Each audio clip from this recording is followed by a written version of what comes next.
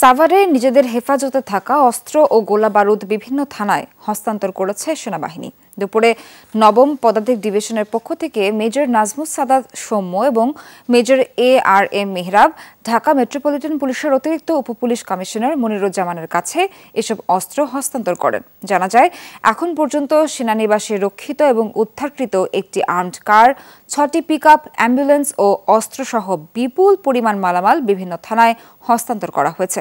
গত 5 আগস্ট দেশে অস্থিতিশীল পরিস্থিতি তৈরি হলে নিরাপত্তা বিবেচনায় এসব মালামাল সেনা হেফাজতে নেওয়া হয়। সাভার সেনানিবাসে রক্ষিত 108টি অস্ত্র, 9,537 রাউন্ড বিভিন্ন অস্ত্রের গোলা বারুদ যাত্রাবাড়ী থানার পুলিশ কর্তৃপক্ষের কাছে আজ আমরা 25 আগস্ট 2024 তারিখ হস্তান্তর করছি। জেলা প্রশাসনের প্রতিনিধির উপস্থিতিতে আমরা ঢাকা মেট্রোপলিটন পুলিশের অতিরিক্ত পুলিশ কমিশনার মোহাম্মদ মনিরুজ্জামানের নিকট আজকে অস্ত্রসমূহগুলো হস্তান্তর করলাম।